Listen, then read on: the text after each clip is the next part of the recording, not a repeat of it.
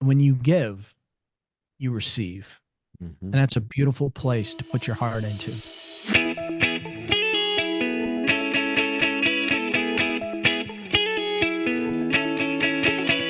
Hello and welcome to Center for Victory's podcast of Your Best Day Yet. At Center for Victory, we're here to help unlock, reinforce, and enrich relationships through personal and professional development. I'm Eric Guy, Chief Victory Officer at the Center for Victory. Today with me, very special guest down from whereabouts in Atlanta, Georgia, Mr. Mike Van Pelt. Mike's an entrepreneur, author, speaker, and men's life coach leader. He's the founder of True Man Life Coaching and host of the popular men's podcast, True Man Podcast. Mike has authored numerous articles and is featured in the best-selling book, The Art of Connection. In addition, Mike is completing his first book entitled True Man, True Ways. We're going to talk a little bit about that, hopefully. Yeah. A roadmap of discovery to the masculine heart. He holds a BA in business leadership and a master of public administration. Welcome, sir. Great to have you. Man, it's great to be here. Just glad to have an opportunity to talk with you. Yeah, we're gonna dig into some things here. So what do you actually do? I mean, it's very interesting. I often ask myself that Yeah. same question. So I get asked that a lot too. So it's True Man life coaching. What's the premise of your coaching? What do you Yeah. focus in on? What are you dialing on? Well, I mean, I suppose as I should, it really stems from everything that has happened to me in a lot of ways. So, True Man actually came about via me starting another business at one point. I was doing some business consulting and I was out networking. I was at a networking event, ran across a gentleman there, and we went and had lunch together, and we just absolutely hit it off. And it's kind of funny because our conversation circled around this idea of giving and taking and how many takers were at the networking event versus givers. And we thought to ourselves, well, we're two very bright guys. We could probably create our own networking event. And interestingly enough, our conversation so centered around our families and our faith that we never got that networking group off the ground. What it turned into very quickly was a men's small group. Hmm. And what's interesting about the fact that it turned into a men's small group is I've been a Christian all my life. But I can't honestly say that I knew that intimacy with Christ was available. And what I soon found out by getting involved in a men's small group and being very diligent about going more than an inch deep, which is really what those groups are all Mm-hmm. about, um, I actually went to a men's retreat weekend. This was in the spring of 2019. And at that retreat weekend, the guy that was running it said, we're going to play 3 worship songs today. And I want you to think of these songs as God's singing them to you. And they play a song by Josh Groban called You Are Loved. And I'm telling you, in that moment, I dang near hit the ground. And I just felt God reach down and put his hand on me and say, I love you. I want an intimate relationship with you. And you are my beloved son. And my life changed. I mean, but just the availability of that intimacy began to change everything. And I just remember looking around the room going, God, there are 300 guys in here. And we're all chasing this life of more, this life of freedom. Who's helping these guys? Who's helping these guys, And it my mind began to shift. And I really that weekend, I think I'm still unpacking things that happened that first weekend, to be perfectly honest with you. And now I'm like a retreat veteran. But what's began to spin out of that was this idea that I could become a men's life coach and really help guide men. Now, what's interesting was by the time I figured it out, 2020 rolls around, right? And COVID had way bigger plans than Mike did. I mean, that you could just take that business plan and throw it away. And so COVID rolls around, and my life takes an even bigger shift. On June 15th of 2020, my wife had been with essentially a organization that was in a hospitality business, and Mm. Of course, during that time frame, we're right in the middle of COVID, and if you didn't have a carry out business or some way to get food or whatever to people, you're in trouble, or at least everybody thought. And so they started cutting back, and my wife came home at about 8 o'clock at night with just tears rolling down her cheek and said, "You're never going to believe this, but Mm. they, they showed me the door today." And we knew in a moment that our life had changed. And that was kind of the moment where I circled back to, okay, how are we going to make this work? And I started looking at franchises. And when you know it, God threw a zinger at me. I ran across a guy that had a coaching program, and he was doing a video about dads. And I'm like, well, there's got to be a reason this dude, I ran across this video. And so I called him and we talked. And I started down the path of his coaching program. And it was during that time he encouraged me to do the podcast. Now, believe it or not, the podcast actually started really before the personal coaching did. And I told him, I'm like, I don't want to start really anything too much until we find out where we're going to land. Because we knew our lives were going to, we were going to have to relocate. Mm-hmm. So a couple of years ago, we relocated to the Atlanta, Georgia area. Everything's fine. My wife got a new job. Mike got to restart his life and engage in this world of men's life coaching and this podcast thing. And it has been amazing. And so I tell people what I do is help men get out of their head and into their heart more than anything. And so my whole goal, and really the goal of the podcast, is just to help men, better dads, better fathers, and tell these stories of hope, right? Of second chance, of comebacks, of redemptions, and let men know that it's available. Because unfortunately, men, you animals, we like to bury things deep in our soul, and we don't ask for help until we're like bleeding out everywhere, right? And that's fine, I guess, as long as you go ask for help. But I will say, help is available prior to that. But so that's really how this all got started and where I land with it. It's a very personal thing for me, and I got to say, and I'm sure you know this, Eric, the whole coaching thing got a little watered down. It was already watered down going into COVID. It got really watered down during COVID. And I took coaching. I didn't want to call myself a coach. And I took it very seriously, this whole idea of calling. And in fact, I took a course from a guy who I'm involved in some men's stuff with, who has studied the term calling his entire life. And I took that course because I wasn't sure if God was calling me into it. I wanted to know unequivocally that this is it. He's calling me into this. And I took that course, and I got about halfway through, and I'm like, oh my gosh, I have been called to do this. I've been preparing for this my entire life. And where I land today is the whole idea of True Man was our men's small group. True Man taken out of the Bible, Jesus Christ walk on earth as a true man. And we felt like that was the best role model that we could have. And so I brought it along to the business, and I'm blessed to tell you that I feel like God has entrusted me to take care of the True Man brand. And my personal business coach, because if you're a coach, you better have a bunch of coaches, and I do. She always tells me all the time, Mike, you are introducing people to the 21st century Jesus. And when she first said it, I thought, oh, that's really heavy. And I've come to embrace it because I really feel that there's truth in that. So there you go. All right. Well, one of the things that you said, Mike, was that intrigued me was asking for help. Help our audience understand. It's huge. Well, even especially for men, but I think everybody deals with it, the power of asking for help. Yeah. Because it's so difficult. Not that I struggle with it. We all do. We all do. This whole came about. I was asked to be in a collaborative book, and I started thinking about, well, what is it that I want to write about? And I've been working with my business coach, and we were talking about the challenges that men have.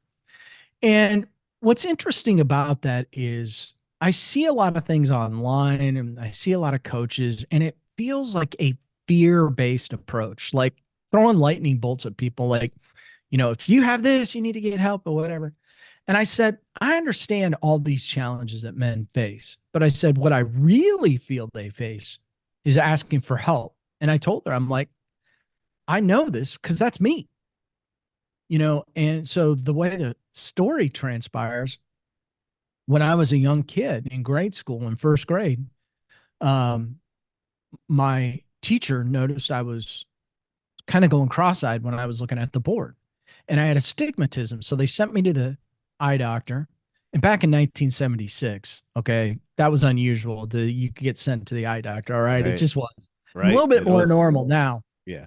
But so I get sent to the eye doctor, and what I saw was the moon jumping over the cow. Now, what I was supposed to see was a cow jumping over the moon, but you can't do that when you're cross-eyed, right? Right. And so they put me in glasses, and you're always gonna when you're a kid, you're always gonna get the bullying of the four eyes. There was some of that, not a whole lot of it. But what was interesting was I had people that would come up to me and say, "Wow, those glasses really make you look smart." Now, I was also very introverted. So here's the problem. When you're introverted and people think you look smart, you can't raise your hand and ask for questions because that might make you look dumb, right? This is how I looked at it. And that led me down this trail of not asking for help. And, you kind of fall a little bit behind academically when you don't ask for help. But when you get into the adult world and you stop asking for help, you're in real trouble now. And so, you know, what I learned from all of that was that, you can't be afraid to ask people for help. And if you're around people that, you know, put you down or have derogatory things about you asking for help, I always tell people you might be around the wrong set of people, but that's how it started for me. And I've commonly found that a lot of men are afraid to ask for help. And there could be a wide range of reasons for that. Shame. Um, Maybe they don't want to deal with the answer that they get. But or they fear being rejected, by somebody. This or the feeling of uncertainty around, well, what's going to happen once I come to the answers to whatever it is I'm dealing with. Or maybe they just feel unworthy about themselves as a whole. And so this fear takes over in us when we don't ask for help. And most of it is just the false self showing up and beating you down. And so, you know, it wasn't until really going back to that, Jesus moment that I had when I realized that there was intimacy where I began to go to help to him and begin to trust that he could heal me from some of the things that I was feeling, that I began to really open up. And, if you're going to be a podcast host, you better be able to ask questions. If you're going to be a coach, you better be able to ask questions. And so, it's been quite a transformation. And I reflect back on it, and I enjoy it. And I now love asking for help. Yeah. So with that, like keeping that in mind, the whole asking for help piece, I'm sure you've seen this. I've seen this with men in isolation. Like Oh, we just tend to kind of yeah. isolate ourselves, and then it just, whatever we're dealing with just kind of snowballs, snowballs, snowballs, snowballs. And then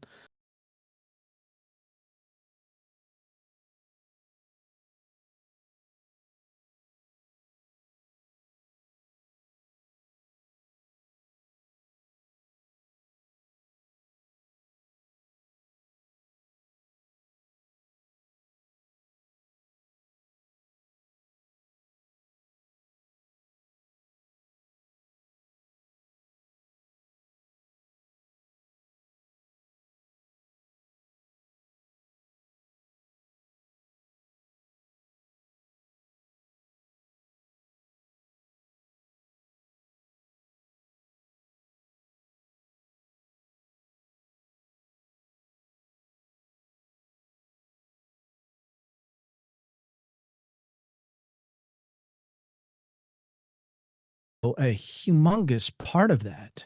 Men don't, especially when they get into their adult lives, don't have very many friends. And the ex-Surgeon General of the United States, I forget that person's name, actually put out a report here a couple of years ago on loneliness is they can now consider an epidemic in this country. And it's and also when you look at the statistics of suicide, middle-aged men are taking their lives faster than any other age bracket. Now, men typically use very lethal means. Mm-hmm. Women try it more often, but men take lethal means. But in senior men, the numbers get really ridiculous in terms of suicide. Quite honestly, I Especially believe, between 50 and 60. I think yeah, I believe that's partly because and I don't fully understand this, mm-hmm. we don't value the sages in our lives. Now, I personally I have a lot of sages in my life because I'll tell you what, I'll take every shortcut through life if I can, if I find it. And these guys have the answers. They really and truly do. But yeah, isolation is bad. It's one of the reasons why I commonly talk about getting involved in men's small group. Men's small group is a great place to learn from other men. Not everybody's going to have the answers, but I'll tell you what, where you're weak, there's another man that's strong. And I can tell you this, you may think whatever happened to you is a one-off deal. It's not. So your story is unique to you, but somebody has experienced either the same thing or something similar, and they may be able to help you. And I think sometimes we forget this because we just kind of go through the shizzle of life, right? And, well, I can't imagine anybody else is experiencing this. And I'll tell you what, that's just simply not the case. And that's why it's important to get around some of these men's groups and get out. You got to get out of your own way. I think that's part of it. Yeah, absolutely. I mean, it's one of the things that we always talk about. Talk about it with both my kids, but especially with my son now that he's out on his own, he's married, it's his reference group, his inner circle. We always talk about that inner circle. I was just having a conversation with him last week. We went to dinner, he and I last Saturday, and he was talking about that. And he's like, what do you think of this and this and this? We kind of have our checklist. Do you have a checklist of some of the qualities for those guys that you want in your reference group? That's actually a great idea, Eric. You said that. I do need a checklist. That's actually a great idea. The checklist more than anything off the top of my head is you want to be around a group of guys that are authentic and real. These ideas of, wearing a mask or posing or this saying that I had in my vocabulary for years, fake it till you make it. Those are all false ways of living. You want to get around guys that are oriented and authentic and real, and that are talking about things that honestly I think are important to a lot of guys, their families. Mm-hmm. My wife, how do I handle my wife when she does this? Or how do I handle my kids? In a safe environment with a group of men that are, for the most part, a lot of times experiencing the same thing. If you can get around those guys, you can pick up a wealth of knowledge. And I think that's really important. You want to feel supported. I have a Friday morning group. We're recording this on a Friday, and I have a Friday morning group. And one of the guys was saying this morning, he was talking about just wanting to be seen. And I said to him, I'm like, now hold on. I want you to give yourself some grace around that, because the reality is we all want to be seen. We all want to be heard. Think of it as a good thing, not a bad thing. Can it be bad? Yeah, it can be really bad. It can be pretty dangerous, but we all want to be seen and we all want to be heard. And the beautiful part about getting in a small group like that was he needed to hear that in that moment. And I think he was able to breathe after it was done. And so, that is the beauty of being in these authentic groups is, you know, you can go through a Bible study and you can really, which is what we were doing. And, but, but it's applicable to life. You know, some people go, well, the Bible was written 2,000 years ago. I got to tell you, if you really start digging into the Bible, you might think you're reading about yesterday's news. Absolutely. It's pretty close. Absolutely. And it just, you know, the more I get into the neuroscience of it over the past 20 plus years, it blows my mind literally of how much of the things that are in there that if we would have just followed years and years and years ago, and you know, and the folks that came after that, right? You If know we what's could just follow interesting? those things, how much better life could possibly Yeah. be.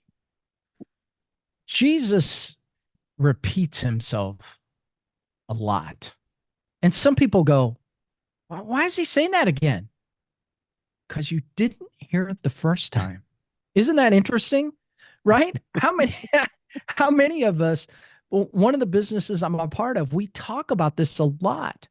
Like that during a presentation, it's okay to repeat things up to 3 times because it takes us 3 times to hear it. And oh, and by the way, for the average person, even listening to this podcast, there's about a 2-minute window in there. We got to make this really interesting, Eric, because they check out after 2 minutes. It's just science, right? And Mhm. so, you know, we talk about this all the time on our briefing presentations that every 2 minutes, we need to be following up with a question. Wouldn't you agree? So, you know, we do things like that during our briefing because you got to bring people back in, you know, our attention spans in this day and age have shrunk to darn near nothing, sadly. And so we have to pay attention to that as relationship builders. Yeah. I want to get to a question. I don't want to forget it here because I wrote it down. You mentioned earlier, and when we first introduced you and everything, and you were talking Yeah. about what you were doing, you talked about this difference between being a giver versus a taker, and that's something that's very much in Mhm. kind of in our family as far as a value goes. Like, Yeah. what are some ways to be a better giver versus a taker all the time? And maybe you should even unpack it a little bit and just tell the audience what the difference is. Maybe people don't know. Well, being a giver is to some degree, I don't want to say it's common sense stuff, but it's kind of common sense stuff. Being a giver is, you know, it's about your deeds, doing good deeds. It's about having a heart to listen and care and love. When I talk about being a taker, I don't talk about because I've realized as I've begun to look at giving and taking that I had a lot of takers in my life, and a lot of those takers didn't know they were takers. Now, when sometimes when we hear taker, we think it's like really bad, right? Mhm. And it's not necessarily good, but it's not necessarily bad. A taker, when I refer to a taker, I'll just say this: I love everybody, but I might not like their deeds. Right? Their deeds really say a lot about them, you know. And I'll give you a really easy example: not just their deeds, but the words they say. You know, is it partly sunny or partly cloudy outside? Because I assure you, if somebody says it's partly cloudy outside, listen to what else they're saying. Mhm. You might be shocked. If it's a partly sunny, if it's mostly sunny outside versus partly cloudy, that might be the person you want to really get around. And takers, you know, you got to be careful. Takers are tricky because sometimes they'll say it's mostly sunny outside, but their deeds, what they do to follow that up, are completely different. And so you may need to take a look at what's going on with people's deeds and what they say and do, and ask yourself, do I need to conveniently distance myself from that person? In other words, do I need to be around that person? Because again, you were talking about with your son, so much of our life is conditioning, right? And when you're young, sometimes you don't have that choice. So you get them around bad conditioning. Maybe it was a parent that abused you, could have been physically or some things that they said, but your conditioning and the people you're around will have a huge impact on your life. So for men specifically, one of the biggest problems, holy cow, what a problem, pornography. If you're the type of individual, and statistics say, I'm probably talking to you, it's that pervasive. Mm-hmm. If you have a porn addiction, you're not just feeding your brain pornography, you're feeding your brain trash. It goes back to that saying, you are what you eat, Mm-hmm. right? We all know if we eat garbage, we're probably going to be obese and not feel well. It's the same thing for what you feed your brain, right? And so if you're feeding your brain pornography, there's no way you can be in a good place. It's just not possible. And if you're not in a good place, well, you could be doing bad taker deeds as well, right? So, you know, giving is a beautiful place to be in. When you give more, you receive more. And so giving isn't necessarily, giving money, although that's a part of it. It could be Mm-hmm. giving time, it could be giving yourself, it could be giving knowledge. I have people tell me all the time, as a business person, I give too much away, which might be true actually. But I love seeing people get that aha moment, and that, making an impact on others. And that, you have to very much be in giver mode in order to do that. And so, again, I would just say this about giving: when you give, you receive. Mm-hmm. And that's a beautiful place to put your heart into. Agreed. Well, give us a little insight into this book that's coming out, sir. True Man, True Ways, a roadmap of discovery to the masculine heart. Can you give us a little Yeah. insight, a little sneak peek into what's coming down the road here Yeah. for everybody to look at? It's what I wanted to do with this, number one, was tell a little bit about True Man and how it came about. And so I tell the story of my buddy Paul Bailey and I, and how we started our men's small group, like I was telling you, and how that all started. And so the whole idea of having a road trip really evolved around, and this was a key piece to this. Really, it revolved around when Paul and I, commonly, one of the things we would do, and Paul was great about this, not just with me, but with other guys. Paul would give you a call and he'd be like, hey, you want to meet tomorrow morning for coffee? And when Paul gave you that call, you knew you were going on a road trip. And so we had a coffee place, and we lived in Spartanburg, South Carolina at the time. And there was this great coffee place just over the border in North Carolina. It was about a 30-minute drive. And so we would go, and it's so aptly named. I just love this: Open Road Coffee. Okay.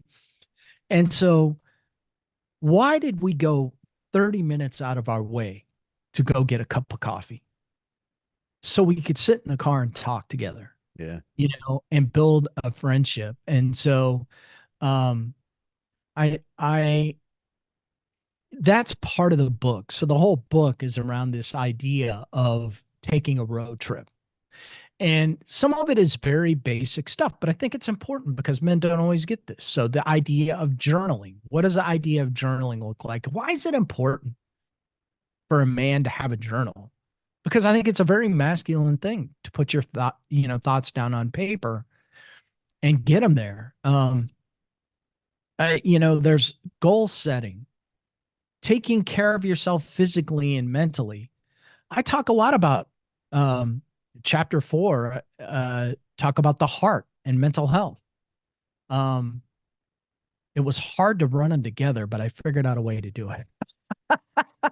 The heart is so important to the man. I really talk about the heart throughout the book. There are 40,000 uh, nerve endings that go to the heart. There's more nerve endings that go to the heart than there are to the brain. And so, like, when you fall in love, we've all fallen in love, and you like feel it in your heart. That's what you're feeling, right?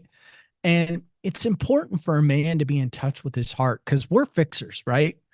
If somebody comes to you with a problem, the first thing you do is go, I would get a screwdriver and I would, right? And we try to fix it. And sometimes what a guy really needs to hear is, how are you feeling?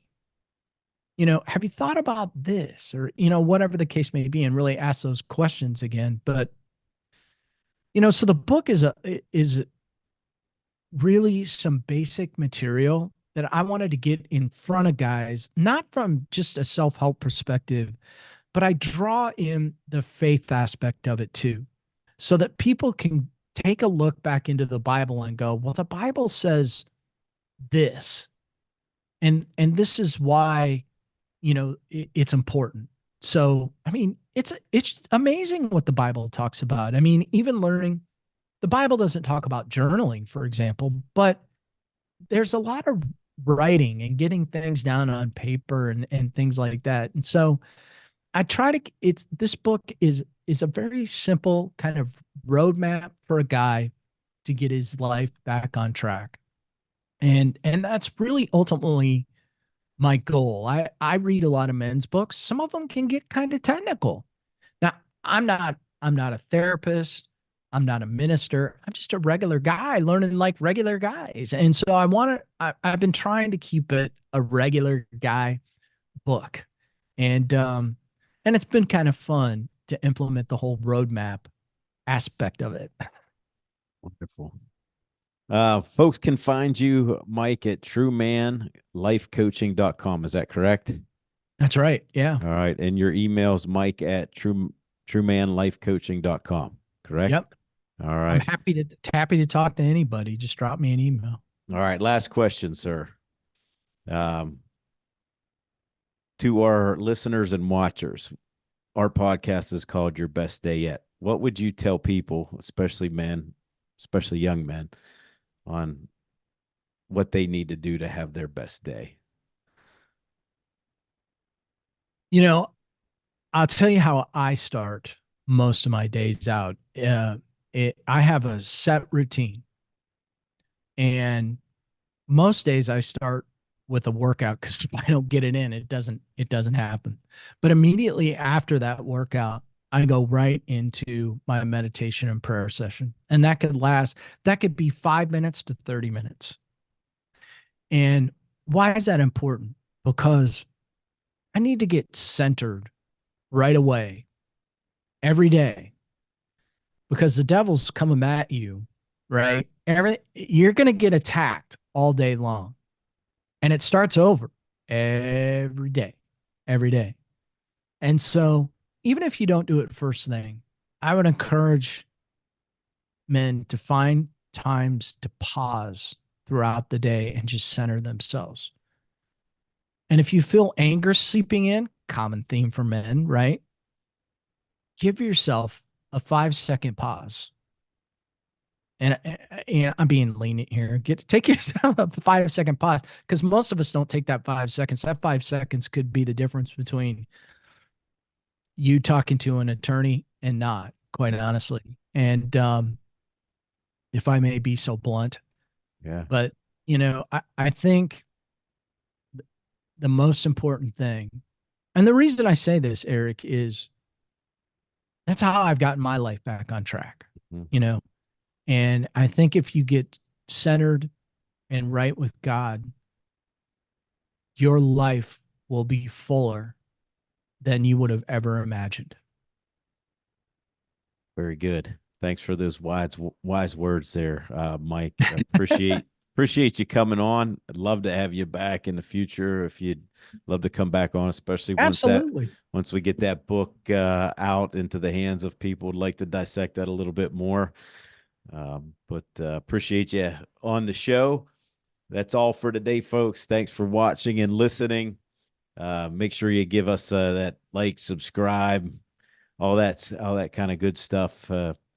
And visit us at centerforvictory.com. And just remember, wherever you're at, whatever you're doing, make this your best day yet. We'll see you soon.